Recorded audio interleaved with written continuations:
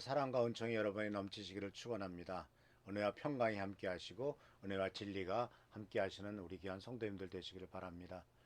오늘 11월 19일 날 목요일 날 아침에 하나님이 함께 하시며 승리케 하시며 또한 놀라운 축복을 우리에게 허락하실 것입니다. 어제 이어서 하나님 앞에 어떻게 감사함을 표현할까 하는 것에 대해서 말씀을 드리도록 하겠습니다. 오늘은 이제 네 번째에 주님께 감사드리는 방법인데요. 이 네 번째 방법은 바로 뭐냐면은 바로 그 3절 말씀에 이렇게 나옵니다. 여호와께서 우리의 하나님이심을 아십시오. 그분이 우리를 지으셨으니 우리는 그분의 것입니다. 우리는 그분의 백성이며 그분이 돌보는 양떼들입니다. 오늘 우리는 이 말씀을 통해서 하나님 앞에 감사를 드리는 방법은 주님이 하나님이심을 우리가 인정하고 아는 것이랍니다. 그래서 바로 이 신명기 6장에서도 여호와는 우리의 유일하신 하나님이시다. 이것. 그러니까 신명기에서 바로 백성들에게 가르치고 또 자녀들에게 가르쳐야 될 분야가 바로 뭐냐면 하나님 여호와는 우리의 하나님이시요 우리의 주님이시다. 한 분뿐인 주님이시다라는 것을 강조하고 있죠. 그래서 이 시편 100편 3절에서도 여호와께서 우리의 하나님이심을 아십시오. 우리의 신은 우리를 지키시고 보호하시는 분은 오직 여호와 하나님 한 분뿐이다. 그리고 그 여호와 하나님은 어떤 분이시냐? 3절에서 이렇게 말합니다. 우리를 지으신 분이시다. 우리는 그분의 소유물이다. 그래서 그분의 백성이고 그분이 돌보시는 양떼들이다. 그래서 여기에서 중요하게 강조하는 것은 바로 뭐냐면 하나님이 우리를 만드셨기 때문에 이 부분은 두 가지가 있어요. 하나는 지금도 우리를 만들어 가고 계신다라는 겁니다. 계속해서 우리를 성장시켜 나가신다는 겁니다. 현재 우리의 모습에 하나님께서 만족하실까요? 우리의 모습에 하나님이 만족하셨으면은 예수를 믿자마자 바로 천국으로 인도했겠죠. 왜냐하면 천국에는 완벽한 존재들만 있는 데니까. 그러나 우리는 여전히 부족하고 연약한 존재들이고 아직도 멀었기 때문에 이 세상에 사는 동안에 지속적으로 하나님이 만들어 가시죠. 근데 이 만들어 가신다는 것 속에는 참 의미가 있죠. 왜냐하면은 만들어가는 과정에 있기 때문에 현재 모습에 실망할 필요는 없다는 겁니다. 예를 들자면 건물을 짓는다고 칩시다. 완공하기 전에는 이루 말할 수 없이 지저분하죠. 먼지에다가 그런 건물을 짓다가 남은 어떤 그 폐자재에다가 뭐 수도 없이 얼마나 지저분한지 모릅니다. 그러나 다 짓고 난 다음에 깨끗이 청소하고 마무리 싹 지어 놓으면은 진짜 기가 막히죠. 이것은 우리 인생도 마찬가지입니다. 현재 모습에 실망하지 마십시오. 언젠가 천국에 갔을 때 우리는 우리가 뭘 보기에도 깜짝 놀랄 정도로 엄청나게 다른 존재로서 정말 하나님의 형상을 따라 지음받은 존재다운 모습으로 변하게 될 줄 믿습니다. 그래서 지금도 주님은 우리를 만들어가고 계세요. 그리고 바로 두 번째는 우리를 만드셨다는 말의 두 번째 의미는 바로 뭐냐면 하나님은 우리를 책임지신다라는 겁니다. 그래서 그분의 백성이란 말이고 그분의 소유물이란 말이고 그분이 돌보아주는 양떼라고 하는 것은 하나님이 책임지시고 하나님께서 모든 것을 다 인도하시는 분이시다라는 고백을 하고 있는 겁니다. 이것이 하나님 앞에 감사를 드리는 겁니다. 그래서 사랑하는 성도 여러분, 우리는 하나님이 기르시는 양이에요. 근데 양으로서 중요한 것은 뭡니까? 내 목자가 누구인가를 알고 그 목자의 음성을 듣는 거죠. 요한복음 10장에서도 양은 목자의 음성을 알아듣는다라고 말했고 목자가 양의 이름을 부르면 그 음성을 알아듣고 이제 목자를 따라 나선다라고 말했고 또 시편 23편에서도 여호와는 나의 목자시니 내게 부족함이 없다라고 말했고 그래서 주는 나를 기르시는 목자요 나는 주님의 어린 양이기 때문에 항상 푸른 초장으로 인도하심을 받는 기쁨과 은혜를 우리가 누리게 되지 않습니까? 사랑하는 성도 여러분, 이 부분을 우리가 잊지 마시길 바랍니다. 그래서 주님이 하나님이심을 알고 선포하며 그분을 의지하는 것이 하나님께 감사를 드리는 중요한 표시다라는 사실이에요. 그리고 이제 마지막 4절에서는 우리가 어떻게 감사를 표현하느냐 하는 것에 대해서 이런 표현의 말씀이 있습니다. 시편 100편 4절에 감사의 노래를 부르면서 그분의 성문 안으로 들어가십시오. 찬양을 드리면서 그분의 뜰 안으로 들어가십시오. 그분께 감사하고 그의 이름을 찬양하십시오. 주님의 뜰 안에 그분의 문 안에 들어가는 것. 그래서 감사의 기도를 드리고 성문 안으로 들어가는 것. 내가 주께 감사의 찬양을 드리고 여호와 이름을 부를 것입니다라고 시편 116편 5절에서 17절에서도 이렇게 말하고 있죠. 그래서 이 성전이라고 하는 것은 어떤 상징을 띠고 있냐면 하나님이 계신 곳이란 뜻입니다.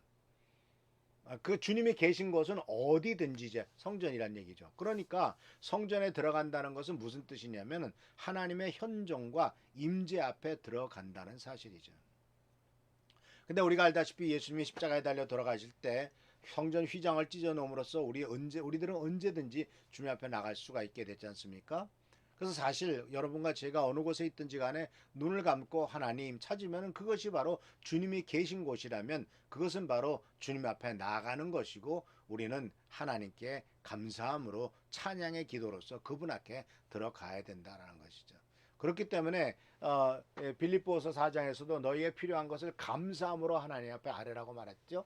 그러니까 성전에 나갈 때 감사의 노래를 들으며 성문으로 들어가라, 성전으로 들어가라고 말하는 것이고 그래서 하나님께 경배를 드리고 또 찬양을 드리고 그 감사를 드리기 위해서 나가는 것이 바로 성소다라는 것이에요. 근데 우리는 여기서 절대로 잊지 말아야 될 것은 바로 뭐냐면 하나님은 모든 곳에 계세요. 무소부재하신 분이십니다. 없는 것이 없는 것이죠. 그래서 감사의 근원이신 하나님은 언제 어디서나 우리 곁에 계시기 때문에 주님께서 나와 함께 하심을 감사하고 주님께서 인도하심에 대해서 정말 모든 것을 내려놓고 주님 앞에 나가는 이와 같은 태도가 우리들에게 필요합니다.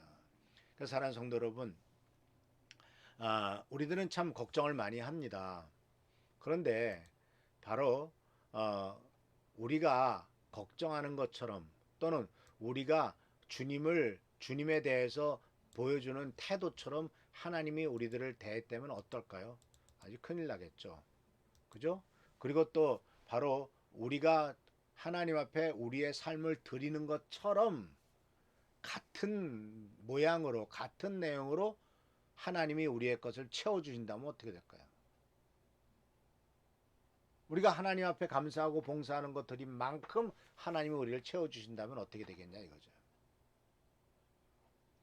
그리고 세 번째는 바로 뭘 또 생각해야 되냐면 우리가 하나님께서 비를 내려주실 때 군시렁거리는 것처럼 어? 그런 것 때문에 바로 우리가 절대로 비를 핀 꽃을 다른 꽃을 볼 수 없다면 어떻게 되겠습니까? 비가 와야 꽃이 피고 비가 와야 또 곡식이 열매를 맺고 양분을 받지 않습니까? 그리고 또한 우리가 다른 사람을 사랑하거나 돌보는 것만큼 돌보지 못하기 때문에 하나님이 우리를 돌보거나 사랑하는 것을 멈추신다면 어떡하겠습니까?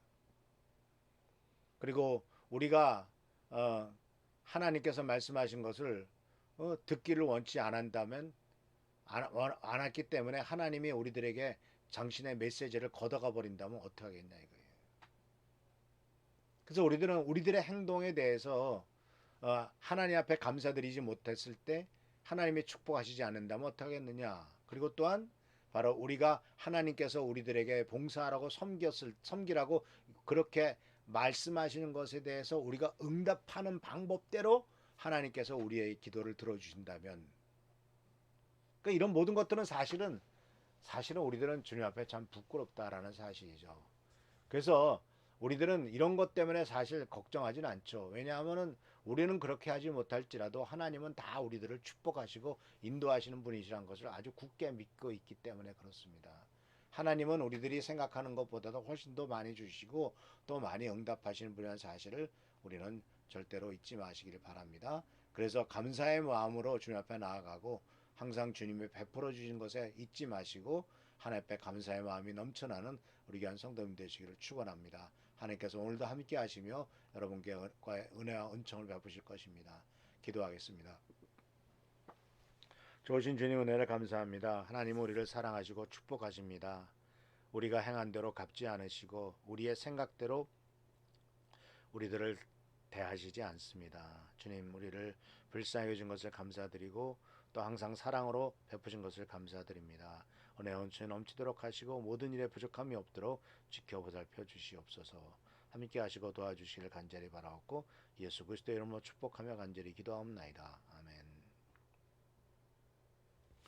교회와 나라 민족을 위해서 또 우리 교회 이전과 우리 하는조 선생님의 재판을 위해서 계속 기도해 주시기를 부탁드립니다. 할렐루야. 감사합니다. 저녁 기도에도 많이 참여하셔서 은혜의 시간 되시길 바랍니다. 감사합니다.